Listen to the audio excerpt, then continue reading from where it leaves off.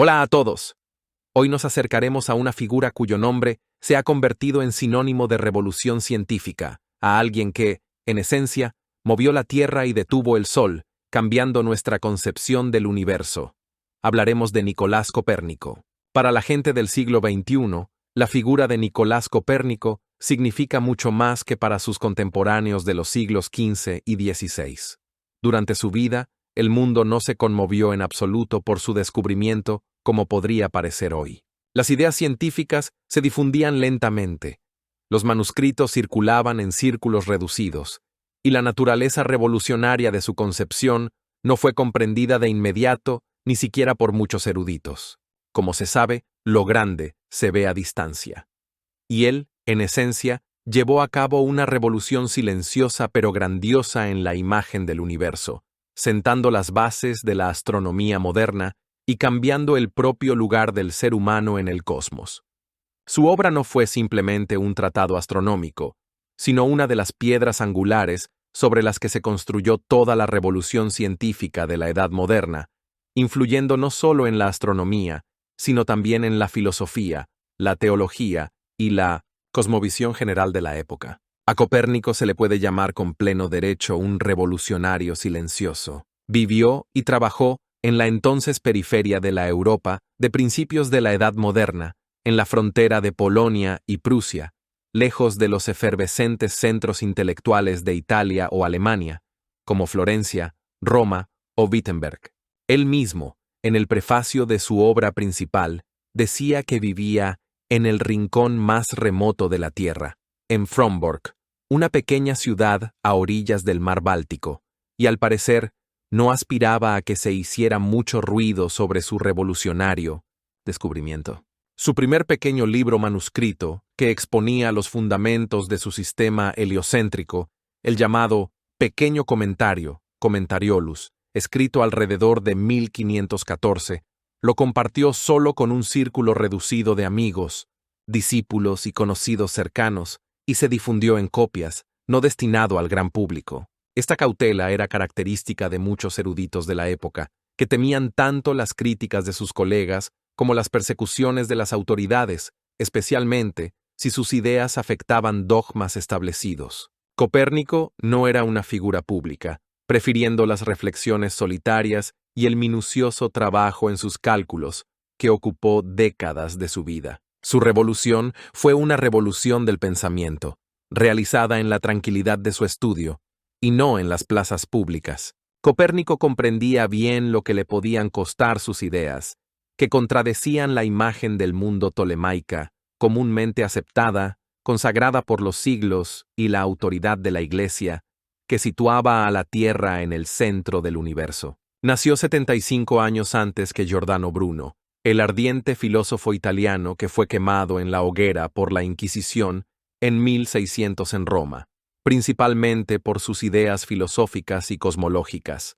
incluyendo la apasionada propaganda de la doctrina de Copérnico sobre el movimiento de la Tierra y la infinitud del universo con múltiples mundos habitados. Y Copérnico vino al mundo 91 años antes que Galileo Galilei, otro gran italiano que, con la ayuda del telescopio, obtuvo pruebas convincentes a favor del sistema heliocéntrico y también aceptó y defendió apasionadamente su teoría, por lo que fue sometido a crueles persecuciones por parte de la Inquisición y se vio obligado a retractarse públicamente de sus puntos de vista. La época en que vivió y creó Copérnico fue compleja y contradictoria.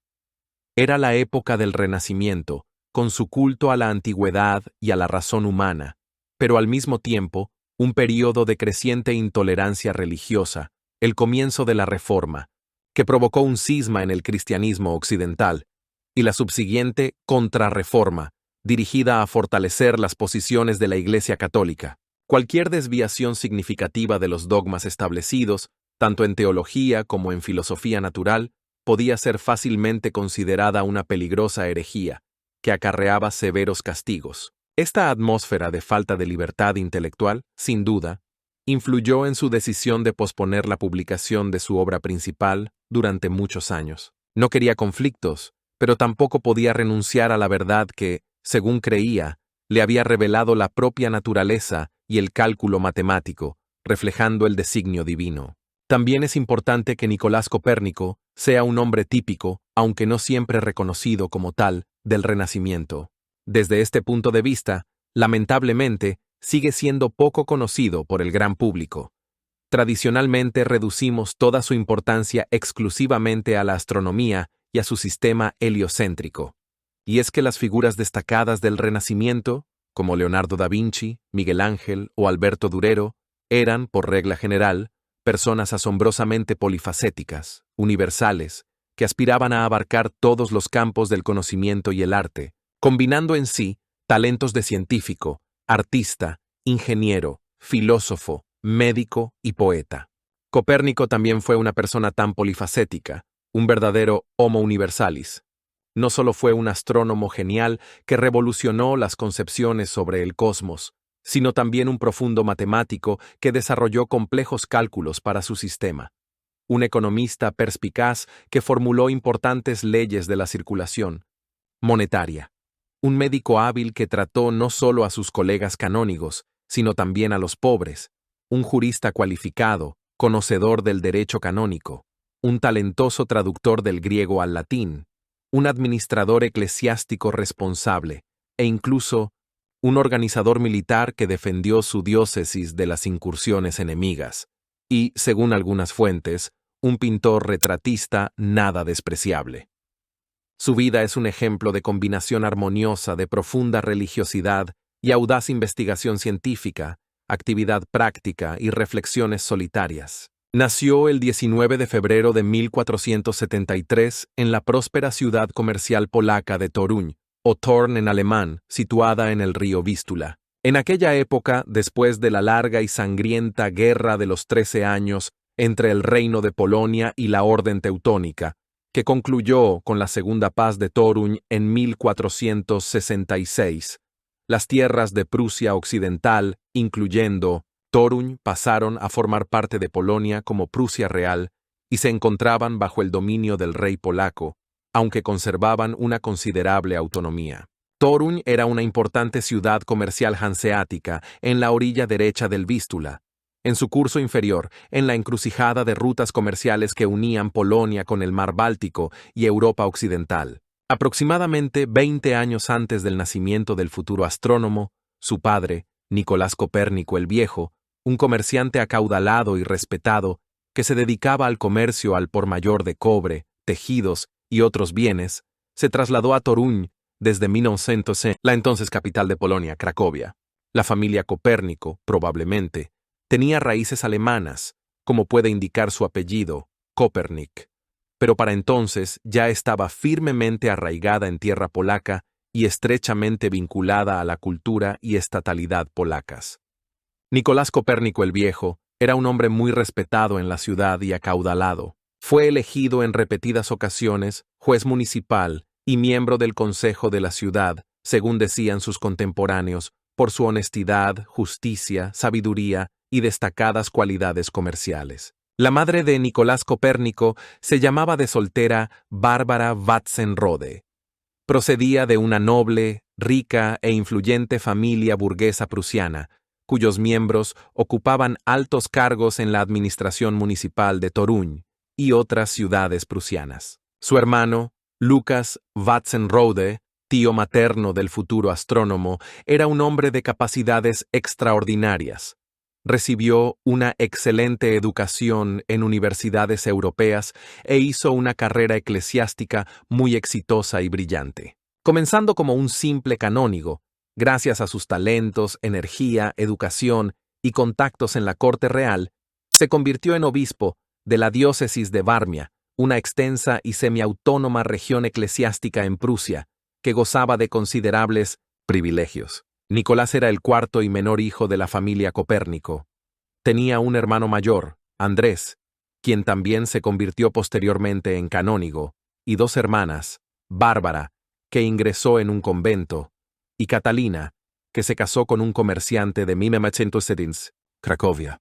Nicolás, al parecer, era el favorito de su influyente y ambicioso tío Lucas. A la edad de 9 o 10 años, alrededor de 1483, el niño perdió a su padre, y todas las preocupaciones sobre su posterior educación, formación y futura carrera recayeron sobre su tío Lucas Watzenrode. Este reconoció tempranamente las extraordinarias capacidades intelectuales, la diligencia y el afán de conocimiento de su sobrino huérfano Nicolás, e hizo todo lo posible por desarrollarlas y darle la mejor y más completa educación disponible en aquella época, sin escatimar esfuerzos ni medios. Fue precisamente el tío quien desempeñó un papel clave en la formación del futuro científico, asegurándole el acceso a las mejores universidades de Europa y apoyándolo materialmente durante muchos años, viendo en él no solo a un pariente, sino también la esperanza de continuar las tradiciones familiares de servicio a la Iglesia y a la sociedad. Lucas Watzenrode era un hombre de su tiempo, un jerarca ilustrado que valoraba la educación y la cultura, y, probablemente, fomentó las búsquedas intelectuales de su sobrino, aunque no siempre compartiera sus conclusiones finales. En 1491, a la edad de 18 años, Nicolás Copérnico, por insistencia y con el apoyo financiero de su tío, ingresó en la famosa Universidad Jagellónica de Cracovia, que en aquella época llevaba el nombre oficial de Academia de Cracovia. Era una de las universidades más antiguas y mejores de Europa Central y Oriental, fundada ya en 1364 por el rey polaco Casimiro el Grande.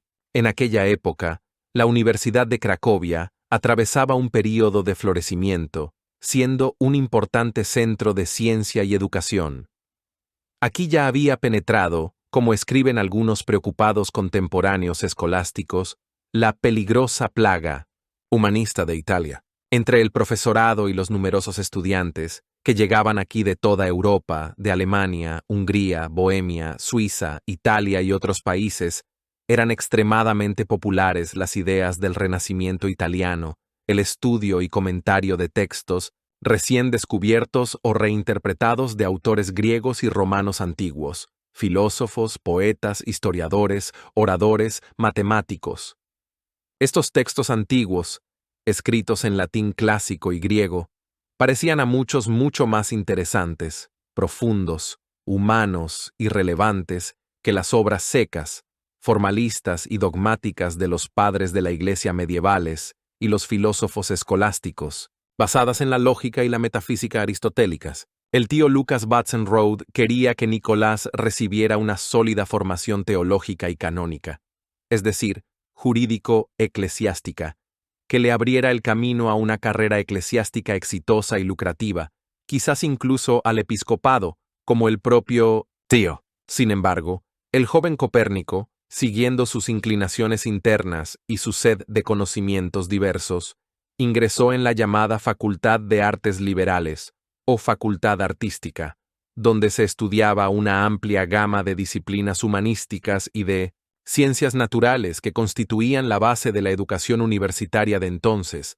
las llamadas 7 artes liberales, el trivium, que incluía gramática, retórica y dialéctica, y el quadrivium, que consistía en aritmética, geometría, astronomía y música. Allí los estudiantes leían, traducían y comentaban con entusiasmo las obras de grandes autores antiguos como Aristóteles, Platón, Euclides, Ptolomeo, Virgilio, Ovidio, Horacio, Cicerón, Séneca. En la cátedra de Astronomía y Matemáticas de la Universidad de Cracovia, bien establecida y famosa en toda Europa, se enseñaban y estudiaban las obras fundamentales de Euclides sobre geometría, de Claudio Ptolomeo sobre astronomía, así como los escritos de astrónomos y matemáticos árabes y persas de la Edad Media, como Al-Battani, Al-Farghani, quienes conservaron y desarrollaron el legado científico antiguo. Fue aquí, en Cracovia, donde el joven Nicolás Copérnico se interesó por primera vez seria y profundamente por la astronomía, que se convirtió en la principal ocupación y pasión de toda su vida. Pero también los estudios de literatura clásica, filosofía y lenguas, sin duda, ejercieron una notable influencia en la formación de su personalidad, la amplitud de su horizonte científico y cultural, la precisión de su pensamiento y la elegancia de su estilo latino. Sus años universitarios estuvieron llenos no solo de clases y debates, sino también de lectura independiente, reflexiones y quizás las primeras observaciones astronómicas que realizaba con los instrumentos más simples, como el astrolabio o el gnomen. Uno de los maestros favoritos y más influyentes de Copérnico en la Universidad de Cracovia fue el destacado profesor polaco de matemáticas y astronomía Wojciech de Brudzewo, más conocido en Europa por su nombre latinizado Alberto Brudzewski. Su nombre era tan ampliamente conocido en los círculos académicos de Europa que estudiantes de muchos países europeos, incluyendo Alemania, Hungría, Bohemia y Suecia, viajaban especialmente a Cracovia para escuchar sus clases sustanciosas y увлекательные. Brudzewski era conocido como un excelente conocedor y convencido partidario de las concepciones cosmológicas clásicas de Aristóteles y del sistema astronómico de Claudio Ptolomeo sobre la estructura del universo. De acuerdo con su sistema geocéntrico comúnmente aceptado, que como ya se ha dicho, dominó sin discusión en la ciencia europea durante casi 1500 años, la Tierra se consideraba el centro esférico absolutamente inmóvil del universo y, alrededor de ella, según complejos sistemas de órbitas circulares, los llamados deferentes y epiciclos, giraban todos los demás cuerpos celestes observables: la Luna, Mercurio, Venus, el Sol, Marte, Júpiter, Saturno y finalmente la esfera más lejana de las estrellas fijas. Pero, al parecer, al propio Brudzewski, como hombre de mente profunda y crítica, ya le surgían algunas dudas sobre la impecabilidad, simplicidad e integridad de este sistema ptolemaico extremadamente complejo y engorroso, especialmente a la luz de las nuevas observaciones astronómicas que se acumulaban y de los cálculos matemáticos cada vez más complicados necesarios para su conciliación con la realidad. Él, en particular, señalaba la nesootbetstie de la teoría de Ptolomeo con algunas observaciones y la necesidad de su perfeccionamiento, y también familiarizaba a los estudiantes con hipótesis antiguas alternativas, posiblemente incluso con las ideas de los pitagóricos sobre una Tierra en movimiento. Y el joven, inquisitivo y matemáticamente dotado Copérnico, al parecer, captó con sensibilidad estas dudas ocultas de su respetado maestro y, quizás, precisamente bajo su influencia indirecta o gracias a sus comentarios críticos, comenzó a pensar, seriamente por primera vez, en la posibilidad de una estructura del universo diferente, más simple, armoniosa y matemáticamente elegante. La influencia de Brudzewski se manifestó en que Copérnico aprendió a abordar críticamente las autoridades y a aspirar al rigor matemático en las teorías astronómicas, así como a buscar una explicación más perfecta de los fenómenos observados.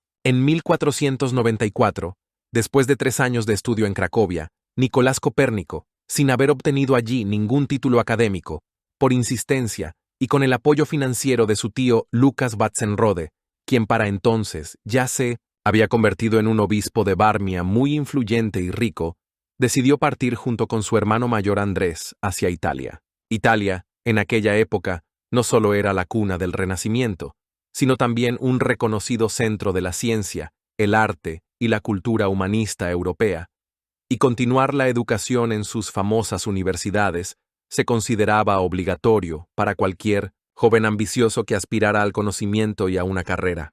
Copérnico pasó en Italia un total de unos 9 o 10 años, con breves interrupciones para viajar a su tierra natal, y estos años, sin duda, se convirtieron en los más importantes, fructíferos y quizás los más felices y libres de su larga vida. Al ingresar en la Universidad de Bolonia, la más antigua de Europa, fundada ya en el siglo XI y famosa por su escuela de Derecho, se encontró en el centro mismo de la efervescente vida intelectual y cultural del Renacimiento italiano, en medio de 1900 las personas más avanzadas, educadas y de pensamiento libre de su época, humanistas, científicos, artistas, poetas, filósofos.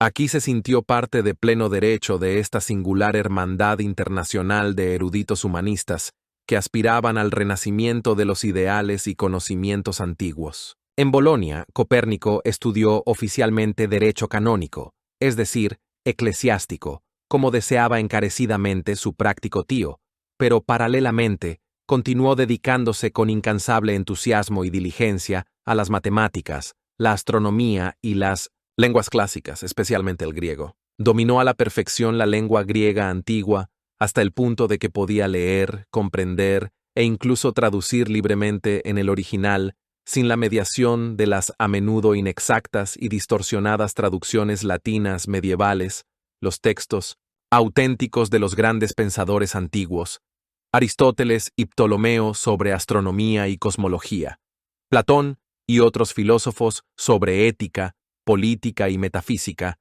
así como muchos poetas, historiadores y dramaturgos griegos.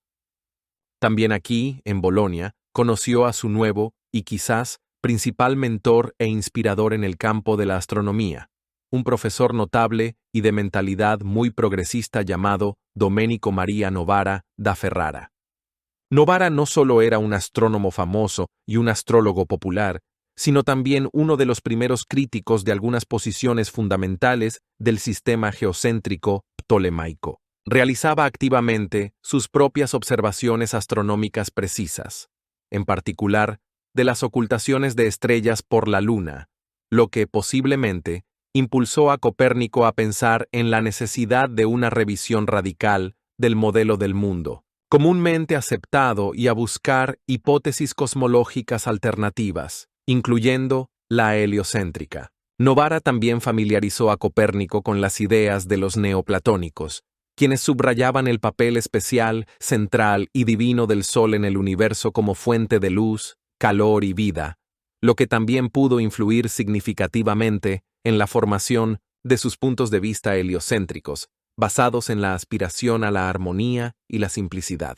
La atmósfera de libertad intelectual y búsqueda científica que reinaba en las universidades italianas, donde se discutían las ideas más diversas, a veces heréticas, sin duda contribuyó al desarrollo de sus audaces ideas y pensamiento crítico. El tío Lucas Watson-Rode, sin embargo, encontrándose en la lejana Varmia, no olvidaba a su sobrino y continuaba planeando cuidadosamente su vida futura y su carrera eclesiástica, esperando que éste, tras recibir una brillante educación europea y un doctorado, regresara a las orillas del Vístula y le sirviera fielmente a él personalmente y a toda la diócesis de Varmia. Por lo tanto, utilizando su considerable influencia en los círculos eclesiásticos y políticos, logró que en 1497, Nicolás Copérnico, de 24 años, quien todavía se encontraba estudiando en Bolonia, fuera elegido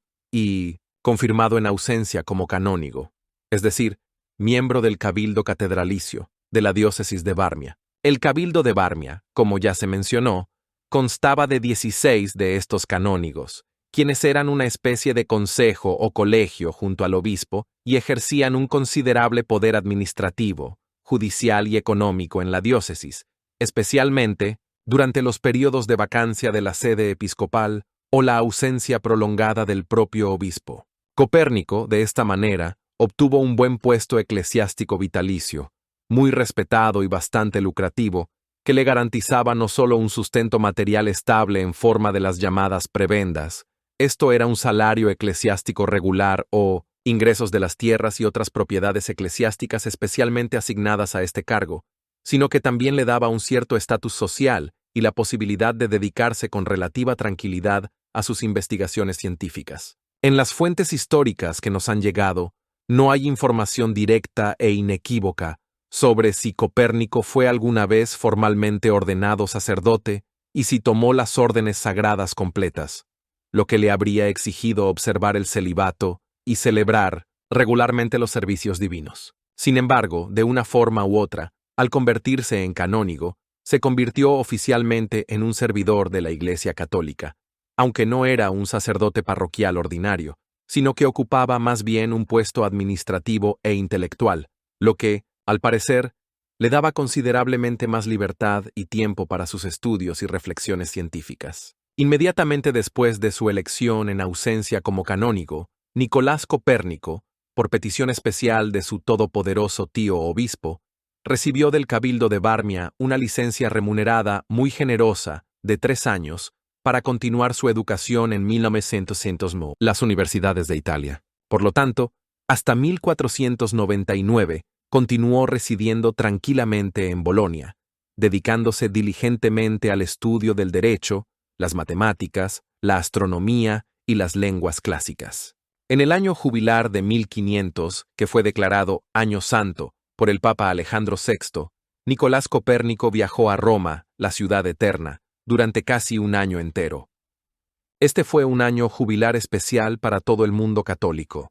Aquí, en el mismo centro de Italia, en el Vaticano, se preparaban con pompa y magnificencia sin precedentes para la celebración del centenario, o, según otras fuentes, de otro año jubilar, de la Curia Romana, es decir, la administración central de la Santa Sede. Los papas del Renacimiento, como el entonces Papa Alejandro VI Borgia, a pesar de su reputación ambigua, sabían celebrar con gran arte y esplendor tales jubileos y otras festividades eclesiásticas, confirmando así su indiscutible autoridad espiritual y sus pretensiones universales al poder supremo en el mundo cristiano. La ciudad de Roma estaba literalmente inundada de enormes multitudes de peregrinos, numerosos cardenales, obispos, abades, embajadores de soberanos europeos e invitados nobles de todos los rincones de Europa.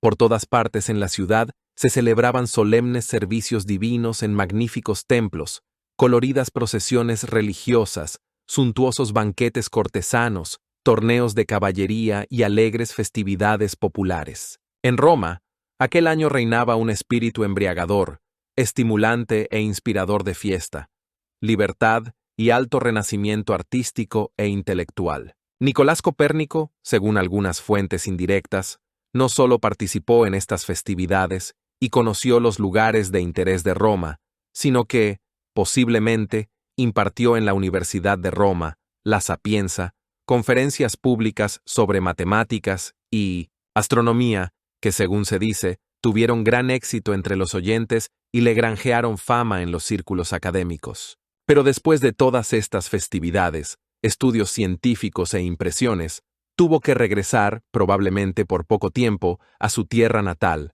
a Frombork, al lugar de su futuro servicio de muchos años en el Cabildo de Varmia. Sin embargo, al regresar a Polonia, muy pronto, ya en 1501, logró, probablemente de nuevo con la ayuda de su tío, obtener del Cabildo otra licencia prolongada, también por 3 años, esta vez para recibir oficialmente formación médica en la famosa Universidad de Padua, reconocida en toda Europa. Para entonces, Copérnico, a pesar de todos sus amplios y diversos conocimientos, todavía no tenía un diploma universitario oficial ni el título de doctor.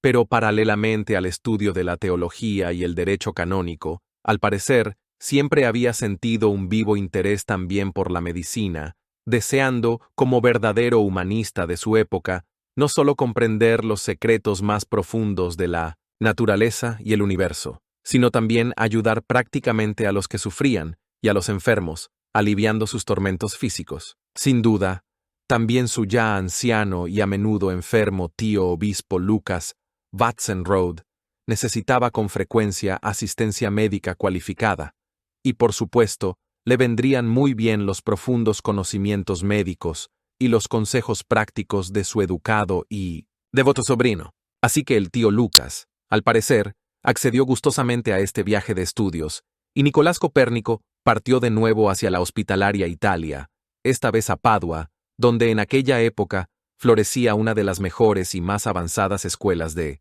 medicina de toda Europa. Allí estudió con entusiasmo y diligencia la teoría y la práctica médica, familiarizándose principalmente con las obras del gran médico, filósofo y científico enciclopedista árabe medieval Ibn Sina, conocido en Occidente por el nombre latinizado de Avicena y cuyo Canon de la Medicina fue considerado durante muchos siglos una autoridad indiscutible y el principal libro de texto para los médicos. Copérnico también, sin duda, estudió los escritos de famosos médicos antiguos, como Hipócrates y Galeno, así como las obras de médicos italianos contemporáneos suyos. Así, Nicolás Copérnico, además de todos sus otros talentos y conocimientos, se convirtió también en un médico muy cualificado, experimentado y respetado, Su arte médico y sus éxitos en el tratamiento de los enfermos fueron, al parecer, tan altamente valorados por sus contemporáneos que incluso a veces lo comparaban con el legendario dios sanador griego Asclepio o, en romano, Esculapio. Trató no solo a jerarcas eclesiásticos, sino también a gente sencilla, a menudo de forma gratuita, lo que le granjeó el respeto y el cariño de la población local y confirmó sus ideales humanistas de servicio al prójimo. En mayo de 1503, Nicolás Copérnico obtuvo finalmente su esperado y merecido doctorado, pero, lo que resulta algo inesperado, no en medicina como se podría suponer, sino en derecho canónico, es decir, eclesiástico. Este importante acontecimiento en su vida no tuvo lugar en Padua, donde estudió principalmente medicina, sino en la pequeña pero también bastante conocida y antigua ciudad universitaria de Ferrara, que se encontraba cerca. Así, después de casi 10 años pasados con interrupciones en diversas universidades de Italia, regresó a su tierra natal ya no como un simple estudiante curioso, sino como un erudito europeo completa y brillantemente educado. Era un profundo filósofo, un jurista cualificado, un médico hábil, un matemático talentoso y, por supuesto, un astrónomo genial. Se conserva un conocido retrato de Nicolás Copérnico, pintado, presumiblemente, en el siglo XVI por un artista desconocido, donde aparece con una delicada flor de lirio de los valles en la mano. Esta flor, en aquella época, se consideraba tradicionalmente un símbolo de la medicina y el arte médico. No se descarta incluso, según la opinión de algunos investigadores, que se trate de su autorretrato, ya que existen algunas evidencias indirectas y suposiciones de que Copérnico, posiblemente, también se dedicara a la pintura, como muchos otros genios universales del Renacimiento. Si realmente fue también pintor, esto encaja perfecta y armoniosamente en el cuadro general de su personalidad asombrosamente polifacética, creativa y profunda. Fue un verdadero hombre de ciencia y arte, una figura brillante y típica, característica de la gran e irrepetible época del Renacimiento europeo. Pero para la pequeña, tranquila y provinciana ciudad polaca de Frombork, a donde Nicolás Copérnico llegó finalmente al lugar de su servicio eclesiástico permanente en el Cabildo de Varmia, una personalidad tan destacada, polifacética y de renombre, europeo no era en absoluto típica.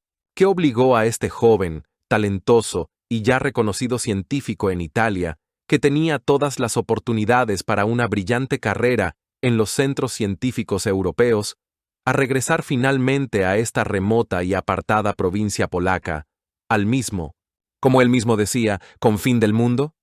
Lo más probable es que la razón principal fuera su agudo sentido del deber, su profunda gratitud filial y su sincera devoción a su tío benefactor, el obispo Lucas Watzenrode, quien tanto había hecho por él, reemplazando a su padre, invirtiendo en él toda su alma, amor y considerables medios materiales. No regresar a él, no justificar sus esperanzas y expectativas de muchos años, habría sido por parte de Copérnico simplemente el colmo de la indecencia y la negra ingratitud. Y Nicolás Copérnico, a juzgar por toda su trayectoria vital y su carácter, nunca cometió actos indecentes, ingratos y deshonestos, y trató de evitarlos por todos los medios. La ciudad del norte de Polonia a la que llegó se llamaba Lidzbark-Warmiński, o Heilsberg en alemán. Era la residencia oficial de los obispos de Varmia. En comparación con las brillantes ciudades italianas, Bolonia, Roma, Padua, Ferrara, era, por supuesto, completamente insignificante y provinciana, aunque la corte episcopal de Heilsberg, gracias a la riqueza e influencia de Lucas Watzenrode, se consideraba bastante suntuosa, rica e incluso lujosa para aquellos lugares. Varios años, aproximadamente desde 1503 hasta 1512, Nicolás Copérnico los pasó junto a su tío en Heilsberg, desempeñando las funciones de su secretario personal, médico y hombre de confianza. Junto con él, asistió en 1512 en Cracovia a la solemne boda del rey de Polonia Segismundo, primero el Viejo, con su primera esposa Bárbara Zapolia, y luego a su coronación. Estos fueron grandes e importantes acontecimientos estatales, y la invitación a ellos en el séquito del obispo fue, sin duda, un gran honor para Copérnico y testimonio de su alta posición. Sin embargo, en el camino de regreso de Cracovia a Heilsberg, el obispo Lucas Vatsenrode enfermó gravemente. Le aconsejaron detenerse en algún lugar del camino y tratarse debidamente. Pero, como suele suceder con muchas personas mayores y autoritarias, insistió obstinadamente. No, no, solo a casa, a Heilsberg. Finalmente llegó a su casa, pero allí murió muy rápidamente, a los pocos días. Nicolás, que en repetidas ocasiones había tratado con éxito a su tío de diversas dolencias, esta vez, para su gran pesar, ya no pudo ayudarlo. Al perder a su poderoso protector y benefactor, Nicolás Copérnico, que entonces tenía unos 39 años, se dirigió a Frombork, o Frauenburg, en alemán, una pequeña y antigua ciudad costera en el norte de Polonia, a orillas de la laguna del Vístula, o bahía de Kaliningrado, del mar Báltico. Allí, como canónigo del Cabildo de Varmia, le esperaba pasar casi todos los años restantes de su vida, llevando una existencia modesta, solitaria y casi de reclusión, dedicada al servicio eclesiástico, la práctica médica y, sobre todo, a sus incansables observaciones y cálculos astronómicos. Nicolás Copérnico se instaló en una de las torres defensivas de la muralla de la ciudad que rodeaba la Catedral de la Asunción de la Santísima Virgen María y San Andrés, construida ya en el siglo XIV. Adaptó esta torre para vivienda y observatorio. Él mismo decía en broma que trataba de estar más cerca de las estrellas. Y efectivamente, viviendo en esta torre solitaria, tuvo la oportunidad única de observar casi a diario y sin obstáculos el movimiento del cielo estrellado, que lo conmovía y atraía cada vez más. También construyó una plataforma de observación especial, un pavimento, para mediciones más precisas, ya que las vibraciones de la torre podían interferir con sus observaciones precisas, en la medida de lo posible sin telescopio. Con el paso del tiempo, Copérnico se fue volviendo cada vez más solitario. En 1516 murió su querido hermano mayor, Andrés, quien también era canónigo en Frombork. Después de regresar de Italia, Andrés contrajo una misteriosa, incurable y muy contagiosa enfermedad de la piel, algo parecido a la lepra, y desde entonces era casi imposible verlo, vivía en completo aislamiento. Ahora se había ido para siempre, dejando a Nicolás sumido en una profunda tristeza. Al quedarse solo, Copérnico, según la tradición, se formuló 3 objetivos o reglas principales en la vida, a cuya consecución y observancia se esforzó incansablemente hasta el final de sus días. El primer objetivo: cumplir con la mayor diligencia y responsabilidad posible su deber de pastor eclesiástico y canónigo, participando en la administración de la diócesis y velando por el bien de la Iglesia. El segundo: nunca y bajo ninguna circunstancia negar asistencia médica gratuita a los pobres y necesitados, a todos los que la necesitaran. Y el tercero, el más íntimo: dedicar sin reservas todo el tiempo libre que le quedara del servicio y la medicina a los estudios científicos, principalmente a la astronomía y las matemáticas. Hay que decir que la dura realidad y las circunstancias de la vida no siempre le permitieron concentrarse plenamente en este tercer punto, el más importante para él. Las numerosas obligaciones oficiales que él, como canónigo y hombre culto, asumió o que le fueron impuestas, le obligaban a dedicar no poco tiempo y esfuerzo también a los asuntos puramente administrativos de la ciudad de Frombork y de toda la diócesis de Varmia, e incluso a cumplir diversas encomiendas del rey polaco. Por ejemplo, en 1519, a Nicolás Copérnico, como hombre ya ampliamente conocido por su erudición, conocimiento y honestidad, en nombre del rey de Polonia Segismundo I, se le propuso participar en la elaboración y realización de una importante reforma monetaria. El caso es que la moneda de plata polaca en aquella época se depreciaba cada vez más, perdía su valor intrínseco debido a la adulteración y la especulación, y esto era muy peligroso para la economía y la estabilidad del Estado. Y Copérnico, profundizando en la esencia del problema, creó un tratado científico especial sobre la acuñación de moneda y la circulación monetaria, que se llamó Monetae Cudendae Ratio. En él, independientemente de otros economistas, formuló una importante ley económica, más tarde llamada Ley de Copérnico-Gresham. El dinero malo expulsa de la circulación al bueno.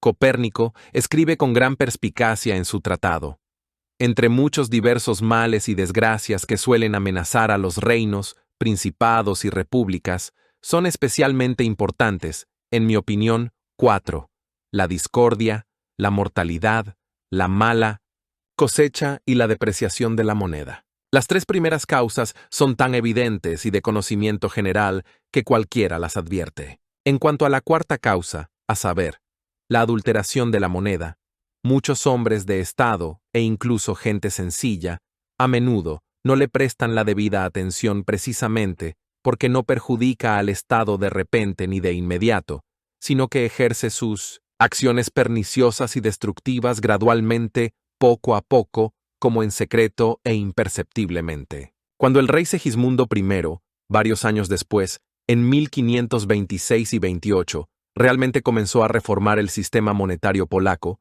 sus decretos y ordenanzas reales contenían algunas formulaciones y principios, evidentemente, tomados o inspirados en las ideas del Tratado Económico de Nicolás Copérnico. Este episodio demuestra vívidamente la amplitud de sus intereses y la orientación práctica de su mente, así como su responsabilidad cívica y su preocupación por el bien del Estado. Sus puntos de vista económicos, basados en un análisis preciso y una aspiración al orden, se correspondían con su enfoque de la astronomía. Un hombre del Renacimiento no solo suele ser un pensador refinado, un humanista y un artista, sino también un ingeniero talentoso, un inventor, un práctico, que busca aplicar sus conocimientos en beneficio de la sociedad, como por ejemplo, el gran Leonardo da Vinci. Y Nicolás Copérnico, como verdadero hijo de su época, también se manifestó en este campo. Según testimonios de contemporáneos, él personalmente diseñó y construyó en Frombork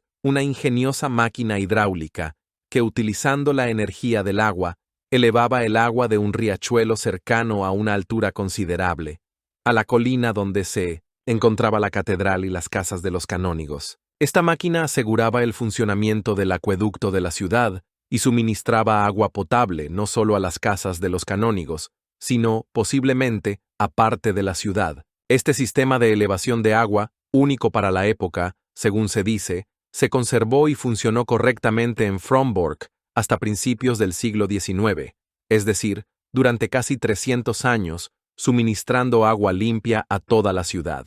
También hay alguna información de que un dispositivo de elevación de agua similar o análogo se instaló en algunas otras ciudades de Prusia, posiblemente también con la participación personal o según los planos de Copérnico. Y él, un verdadero hombre del Renacimiento, paralelamente a todas estas numerosas y diversas ocupaciones, encontraba tiempo también para trabajos literarios, en particular, para traducciones del griego antiguo al latín. Aún en vida de su tío Lucas, en 1509, encontrándose en Cracovia, preparó y publicó en una imprenta local sus traducciones al latín de las cartas morales del escritor e historiador bizantino del siglo VII, Teofilacto Simocata. Esta fue su primera y única obra impresa publicada en vida, sin contar, por supuesto, su principal obra astronómica. Esta traducción atestigua no solo su excelente conocimiento de la lengua griega, sino también sus intereses humanistas, que iban mucho más allá de la astronomía y la medicina. Se esforzaba por hacer accesibles a sus contemporáneos obras olvidadas o poco conocidas de la antigüedad y la temprana Edad Media. En los archivos de algunas antiguas universidades de Europa, donde Copérnico estudió o estuvo alguna vez, se conservan interesantísimos autógrafos con sus anotaciones manuscritas, y entre ellos, algunas recetas médicas escritas con su característica caligrafía. Por ejemplo, he aquí una de ellas. Una receta de una tintura tónica para el fortalecimiento general de la salud. Tomar en partes iguales clavo, anís, cardamomo, canela, alguna resina, posiblemente almáciga o incienso, azafrán y jugo de aloe. Mezclar todo esto e infundir en vino. Suena bastante moderno e incluso apetitoso, ¿verdad? Es cierto que en otra de sus recetas, destinada, al parecer, al tratamiento de algunas dolencias más graves, ya se oye claramente un eco de la alquimia y la magia medievales. Allí entre los ingredientes figuran limón, azafrán, perlas, esmeralda, el legendario cuerno de unicornio, así como oro, plata y coral rojo. Esto muestra cuán estrechamente se entrelazaban, en aquella época, los conocimientos científicos con las representaciones tradicionales e incluso místicas, y cómo incluso una mente tan destacada como la de Copérnico no estaba completamente libre de ellas. Pero la asombrosa versatilidad de la rica naturaleza de Nicolás Copérnico no se limitaba ni mucho menos a esto. Entre la orden teutónica o alemana de caballeros que antaño había conquistado y exterminado con fuego y espada a la población pagana autóctona de Prusia y el reino de Polonia, al que según las condiciones de la Segunda Paz de Toruń había pasado Prusia Occidental, durante muchas décadas se libró una lucha política, económica y militar casi continua por el control de la parte restante de Prusia. Prusia Oriental, donde la orden aún conservaba su poder. Cuando en 1516 comenzó otro enfrentamiento militar entre Polonia y la orden teutónica, a Nicolás Copérnico, como uno de los canónigos más autorizados y activos del Cabildo de Varmia, se le encomendó la tarea responsable y peligrosa de organizar la defensa de Frombork y algunas otras importantes ciudades y castillos polacos en Varmia contra una posible agresión teutónica. Durante varios años, aproximadamente desde 1516 hasta 1520, se dedicó a esta tarea con mucha energía y habilidad, inspeccionando personalmente el estado de las fortificaciones urbanas, elaborando planes para su reparación y modernización, buscando fondos y materiales para estos trabajos. Copérnico incluso, según algunos datos, comandó él mismo la defensa del castillo de Olsztyn durante el asedio de los caballeros teutónicos en 1520 y repelió con éxito su ataque. También participó en misiones diplomáticas y viajó a negociaciones complejas y peligrosas con el gran maestre de la orden teutónica, Alberto de Brandeburgo, demostrando ser no solo un erudito, sino también un administrador capaz, un valiente defensor de su patria y un hábil diplomático. Su actividad como administrador de la diócesis de Varmia también incluía la gestión de las extensas posesiones de tierras del cabildo, la recaudación de impuestos, la resolución de disputas entre campesinos y arrendatarios, lo que requería no solo conocimientos jurídicos, sino también perspicacia práctica y honestidad. Cuando en el siglo XVI el Papa Gregorio XIII concibió e inició la famosa reforma del anticuado calendario juliano, él, conociendo la alta reputación de Copérnico como destacado astrónomo y matemático, le propuso, al igual que a otros conocidos, eruditos de Europa de la época, participar en este importante trabajo. Se invitó a Copérnico a un concilio eclesiástico especialmente convocado para este fin en Roma, pero él, alegando mal estado de salud y estar ocupado con otros asuntos, no acudió. Quizás simplemente no quería volver a estar al servicio de Roma y distraerse de sus principales investigaciones astronómicas, o quizás presentía que sus propios puntos de vista sobre la estructura del universo podrían causar disputas y conflictos no deseados con las autoridades eclesiásticas, que en cuestiones de calendario se basaban en el sistema ptolemaico. Su negativa también pudo estar relacionada con su falta de voluntad para involucrarse en las complejas intrigas eclesiástico-políticas que inevitablemente acompañaban tales proyectos a gran escala. Poco después, cuando en Europa se reavivó con nueva fuerza la cruel y sangrienta lucha religiosa entre los partidarios de la Reforma, es decir, los protestantes, y los defensores del catolicismo, es decir, la Contrarreforma, resultó que también en 1911 estos enfrentamientos ideológicos y políticos, Nicolás Copérnico, siendo canónigo católico pero al mismo tiempo un hombre de amplias miras humanistas, no deseaba tomar partido por ninguna postura extrema e irreconciliable. En general, a pesar de su constante y diversa actividad pública, administrativa y médica activa, su alma, al parecer, siempre se sintió atraída por las estrellas, que se veían tan bien y claramente desde su torre solitaria en Frombork. Y en última instancia, aspiraba a servir solo a una verdad eterna e inmutable, la verdad sobre la estructura del universo. Los instrumentos para sus observaciones astronómicas, como el cuadrante para medir la altura de las estrellas sobre el horizonte, el triquetrum, o instrumento paraláctico, para determinar las distancias cenitales y los paralajes, y la esfera armilar, para demostrar y medir las posiciones de los cuerpos celestes, los fabricó, con toda probabilidad, principalmente con sus propias manos o según sus propios diseños, como luego, más de 90 años después, el gran científico italiano Galileo Galilei también hizo él mismo su primer telescopio. Los instrumentos de Copérnico, por supuesto, eran, según los estándares modernos, bastante conmovedoramente simples e imperfectos. No proporcionaban una gran precisión en las observaciones y mediciones astronómicas. El error podía alcanzar los 10 minutos de arco. Por lo tanto, los resultados astronómicos concretos y los datos numéricos obtenidos por él en base a ellos, por ejemplo, las distancias a los planetas o sus períodos de revolución, deben tomarse con cierta cautela y correcciones. Él mismo, siendo un científico honesto y escrupuloso, comprendía perfectamente que sus cálculos y observaciones requerían mayor precisión y verificación. Y sin embargo, a pesar de todas estas limitaciones, su genial sistema heliocéntrico de la estructura del mundo revolucionó radicalmente todas las concepciones anteriores de la humanidad sobre el universo y sobre el lugar de la Tierra y el hombre en el que habían dominado durante milenios. Su método científico se basaba en la combinación del análisis matemático, observaciones prolongadas y cuidadosas, en la medida de lo posible sin instrumentos ópticos, y una profunda aspiración filosófica a la simplicidad, la armonía y la racionalidad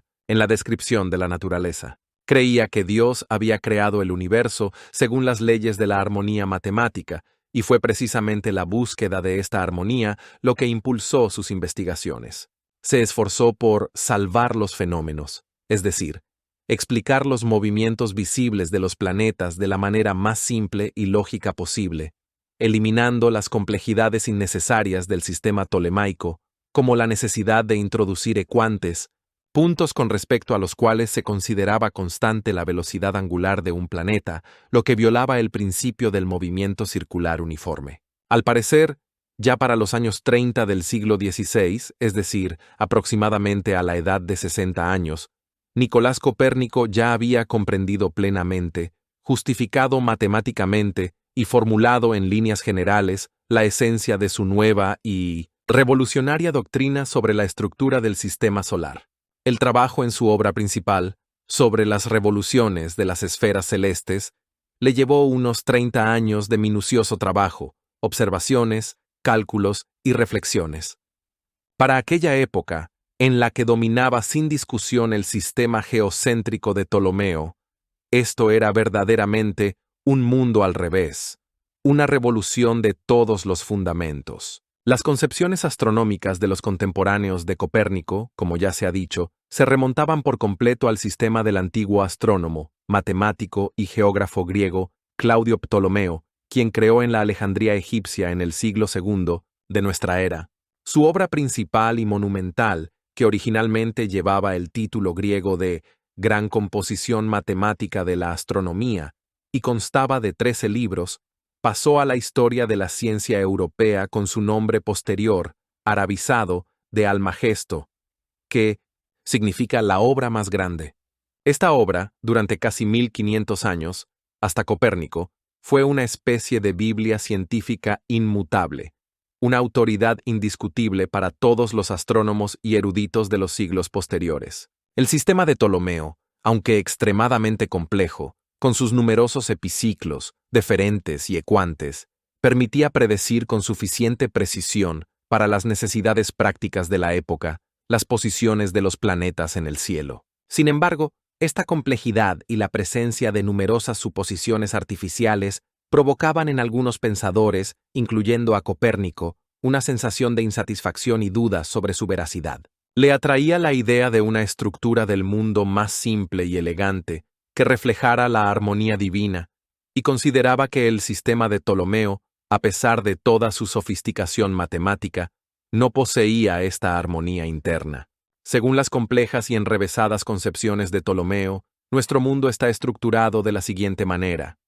La Tierra esférica descansa inmóvil en el centro mismo del universo, y todos los demás cuerpos celestes, la Luna, Mercurio, Venus, el Sol, Marte, Júpiter, Saturno y finalmente la esfera más lejana de las estrellas fijas, giran a su alrededor según complejos sistemas de órbitas circulares.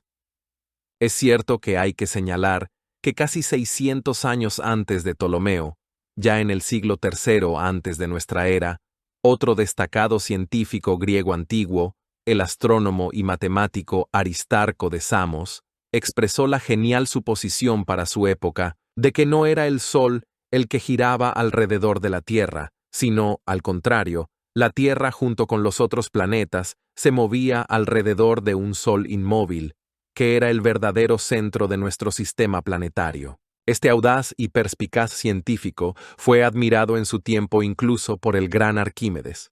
A veces, a Aristarco de Samos se le llama incluso el Copérnico de la antigüedad.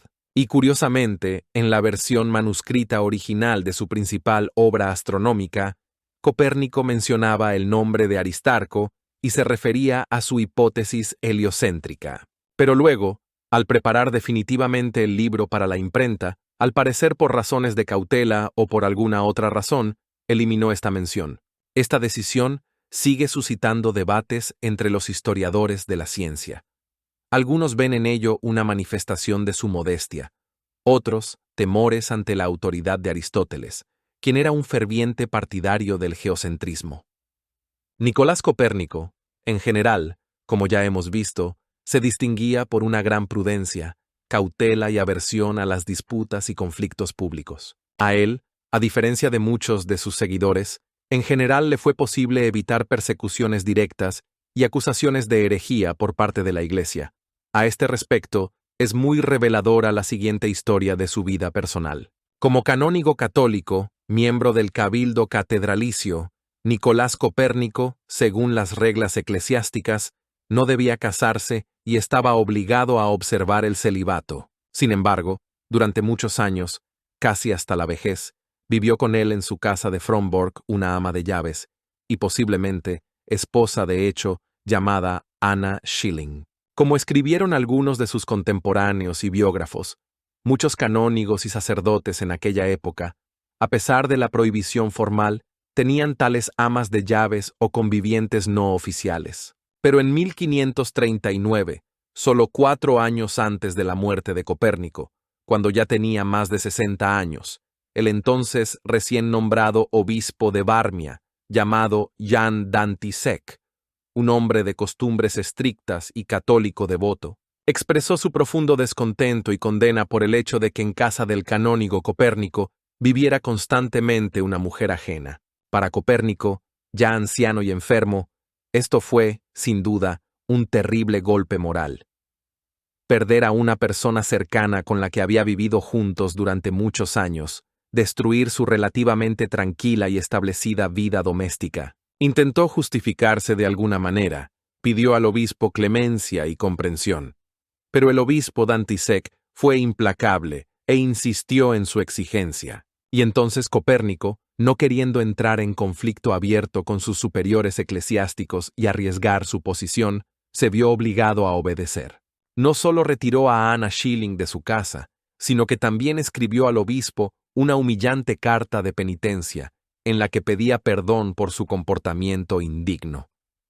Este episodio subraya su dependencia de la jerarquía eclesiástica y su falta de voluntad para la confrontación, incluso en asuntos personales, lo que, quizás, explica su prolongada demora en la publicación de su obra principal. Es comprensible que cuando un hombre tan cauto y poco conflictivo como Copérnico se dio cuenta de que sus conclusiones y cálculos científicos conducían a una verdadera revolución en todas las concepciones existentes hasta entonces sobre el universo, durante mucho tiempo no se atrevió a declararlo abierta y sonoramente al mundo entero. Hay que recordar siempre que en aquella época aún estaba viva la memoria de cómo a principios del siglo XV fue acusado de herejía y quemado en la hoguera el reformador checo Jan Hus. La Iglesia, tanto católica como posteriormente protestante, persiguió y aniquiló sin piedad a aquellos que se atrevían a oponerse abiertamente a sus dogmas y autoridad. Y cuán terrible y demoledor debió ser el golpe para quien se atreviera a destruir el propio fundamento de la imagen geocéntrica del universo, aprobada y santificada por la Iglesia, sobre la que en gran medida se construía toda la cosmovisión medieval. Por eso, su obra principal, genial y verdaderamente revolucionaria, De Revolutionibus Orbium Coelestium, que en la traducción tradicional al español significa sobre las revoluciones de las esferas celestes, Nicolás Copérnico la mantuvo durante mucho tiempo, casi 30 años por así decirlo, bajo 7 llaves, sin atreverse a publicarla. La fama inicial en círculos reducidos de eruditos se la proporcionó otra obra suya, considerablemente menor en volumen y más temprana, el manuscrito Pequeño Comentario, ya mencionado. En él, expuso brevemente por primera vez los principios fundamentales de su nuevo sistema heliocéntrico, pero sin pruebas matemáticas detalladas. En 1539, llegó a Frombork, especialmente para reunirse con Copérnico, un joven y talentoso profesor alemán de matemáticas y astronomía de la Universidad de Wittenberg, Georg Joachim von Lauchen, quien pasó a la historia de la ciencia con el nombre latinizado de Reticus. Ya conocía el pequeño comentario de Copérnico, que le había causado una enorme impresión, y decidió conocer personalmente a este gran astrónomo, pero casi desconocido para el gran público. Reticus pasó en Frombork unos 2 años, convirtiéndose en el amigo más cercano, discípulo, ayudante y ferviente partidario de Copérnico.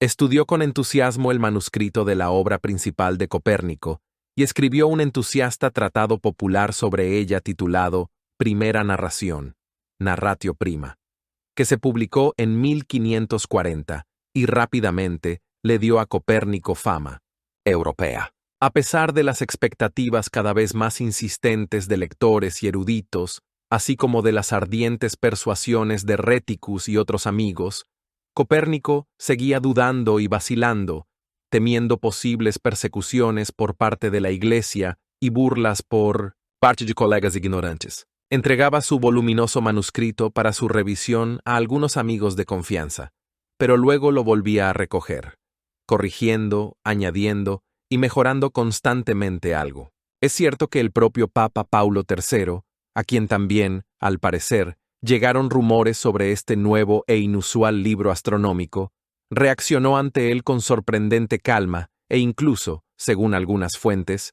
con cierto interés. La Iglesia Católica en aquella época estaba completamente absorta en la encarnizada lucha contra la creciente reforma en Alemania y otros países de Europa. Ya tenía un enemigo principal y más peligroso, Martín Lutero y sus seguidores. Las ideas del lejano canónigo polaco Copérnico sobre la estructura del universo parecían al principio tan abstractas, especulativas y alejadas de los problemas urgentes de la fe que no asustaban ni preocupaban demasiado a las autoridades eclesiásticas. Solo mucho más tarde, ya después de la muerte de Copérnico, cuando su doctrina comenzó a ganar cada vez más partidarios y a ejercer una notable influencia en la cosmovisión de la gente, la Iglesia Católica realmente reaccionó y en 1616 incluyó su obra principal sobre las revoluciones de las esferas celestes, en el llamado Índice de Libros Prohibidos. Pero esto, repetimos, ocurrió ya más de 70 años después de su muerte. Es interesante señalar que el propio Martín Lutero y su más cercano colaborador y sucesor Felipe Melanchthon, en cuanto se enteraron de las concepciones heliocéntricas de Copérnico, reaccionaron inmediatamente de forma resco-negativa y extremadamente intolerante. Lutero, según testigos presenciales, simplemente llamó al gran pensador polaco tonto y advenedizo astrólogo que quería revolucionar todo el sagrado arte de la astronomía. Este tonto, supuestamente dijo Lutero, afirma que la Tierra se mueve y no el cielo y el sol. ¿Qué es esto? ¿Cómo puede ser? Pues Josué detuvo el sol y no la Tierra.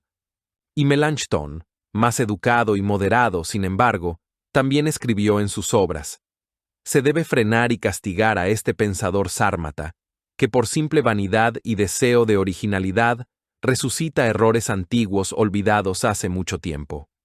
Para él, Un polaco de la lejana Prusia era aproximadamente lo mismo que un sármata salvaje de las estepas escitas. Así, a veces, incluso figuras destacadas de la Reforma percibían en aquella época la lejanía de Polonia y Prusia de los principales centros de la vida intelectual y cultural europea. ¿Qué tenía de tan inusual, revolucionario y sorprendente el libro de Nicolás Copérnico sobre las revoluciones de las esferas celestes? En su parte introductoria, que precedía a los detallados desarrollos y cálculos matemáticos, se exponían 7 tesis principales, o, como él las llamó, axiomas, de su nuevo sistema del mundo. Copérnico, de nuevo, probablemente por razones de cautela y para evitar acusaciones de falta de pruebas de sus afirmaciones, llamó a sus postulados principales axiomas, es decir, proposiciones que se aceptan sin demostración, como verdades, autoevidentes, para que, en caso necesario, se pudiera decir que no requieren pruebas empíricas rigurosas, sino que son solo hipótesis matemáticas convenientes. El primer axioma: no existe un centro común para todos los cuerpos celestes y sus órbitas. El segundo, y el más importante, el centro de la Tierra no es el centro del mundo, sino solo el centro de gravedad y el centro de la órbita lunar.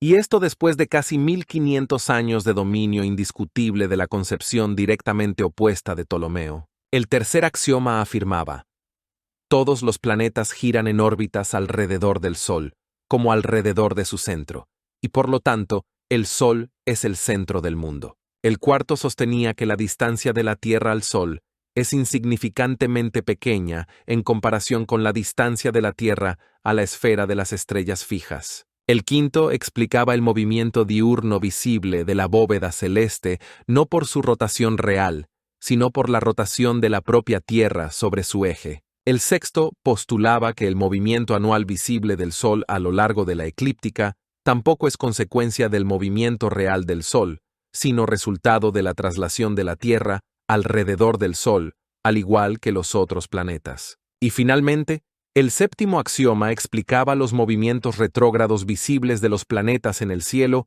no por sus complejas trayectorias en forma de bucle, como en el sistema de Ptolomeo, sino por la combinación de su propio movimiento alrededor del Sol con el movimiento de la Tierra. Este sistema no solo era más simple, sino también más armonioso que el de Ptolomeo. Eliminaba muchas construcciones artificiales, como epiciclos y ecuantes, y explicaba muchos fenómenos observados de una manera más natural. Copérnico también afirmó que el universo era mucho más grande de lo que se suponía anteriormente, y que las estrellas se encontraban a una distancia inconmensurablemente lejana.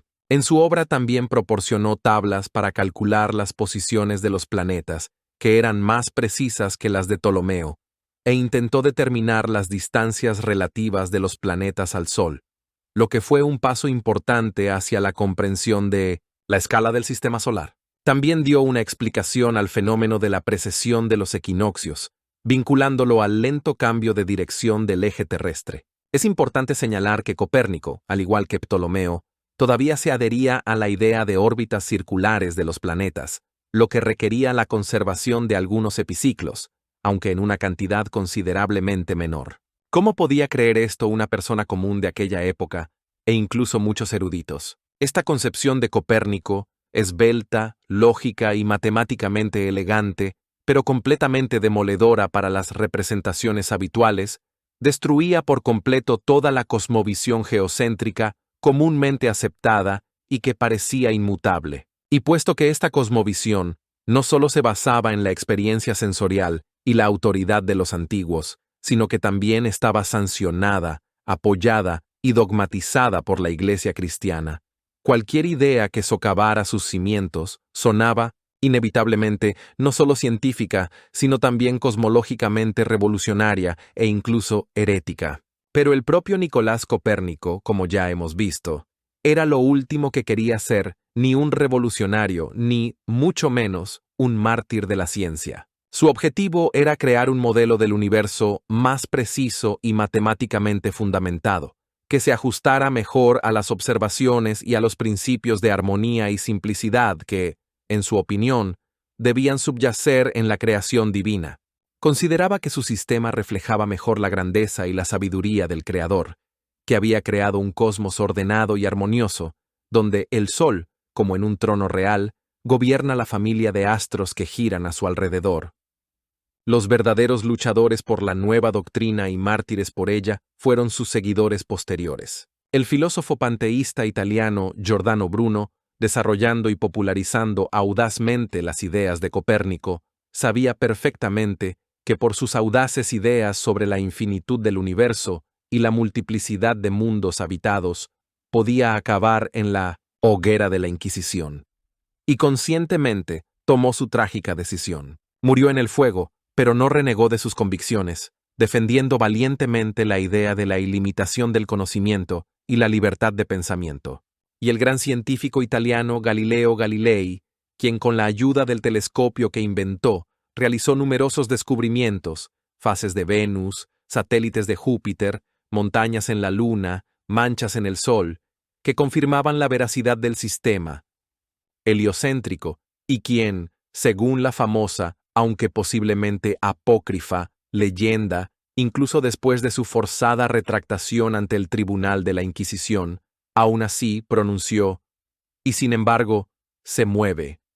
Tampoco dudó ni un instante de la verdad de Miniocenta, la doctrina de Copérnico. Finalmente, la veracidad matemática y la viabilidad física del sistema heliocéntrico de Copérnico, aunque con importantes precisiones sobre la forma elíptica de las órbitas planetarias, fueron demostradas de forma irrefutable a principios del siglo XVII por el genial astrónomo alemán Johannes Kepler.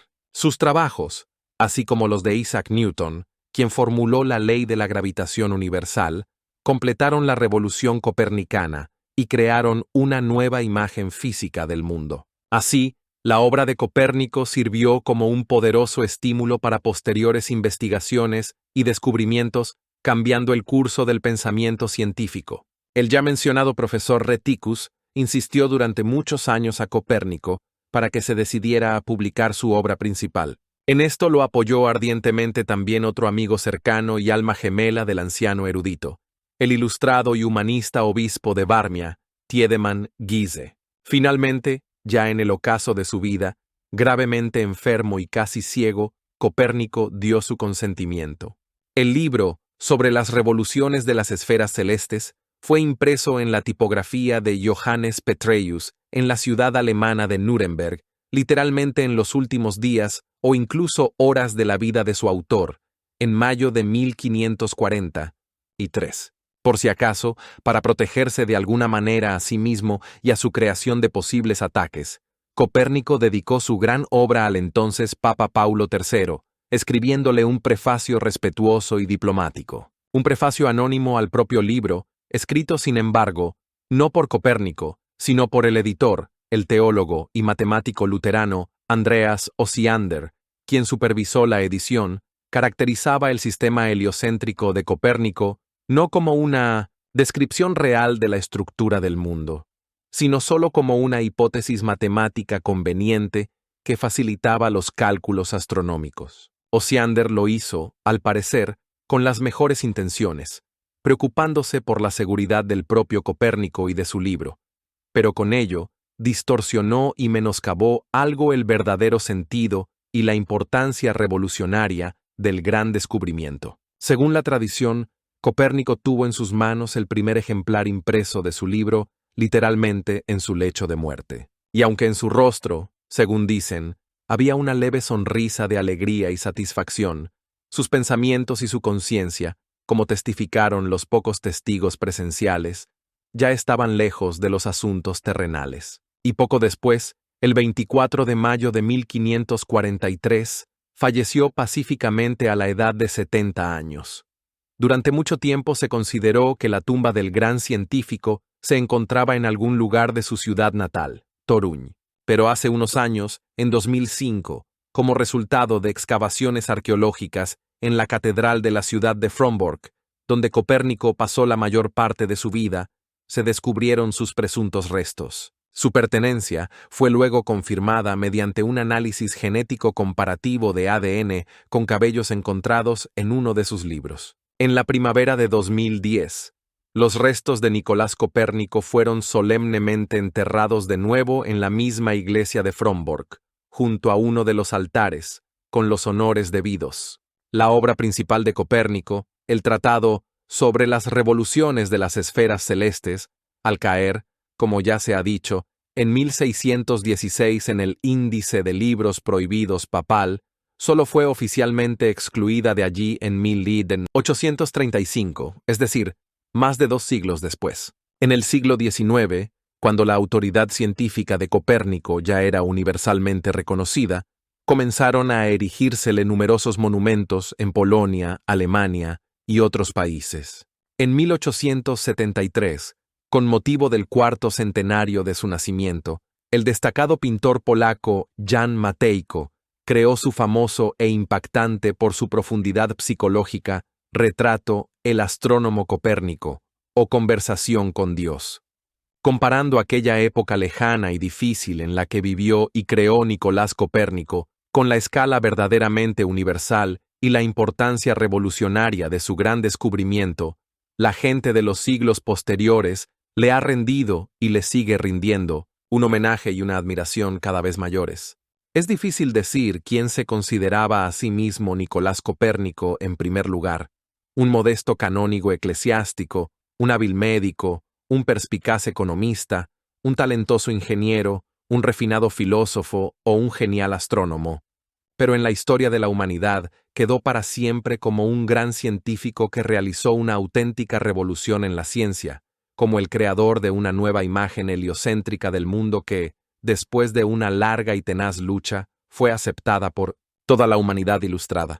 Su legado no son solo descubrimientos astronómicos concretos, sino también el propio espíritu de libre investigación científica, la audacia de cuestionar las autoridades establecidas y la aspiración al conocimiento de la verdad, lo que hace que su figura sea eternamente relevante e inspiradora para las futuras generaciones de científicos y pensadores. Su trabajo demostró que la razón humana es capaz de penetrar en los misterios más profundos del universo, basándose en la observación, las matemáticas y la lógica, y que la aspiración a la armonía y la simplicidad puede conducir a los mayores descubrimientos, cambiando nuestro lugar en el universo y nuestra comprensión de nosotros mismos.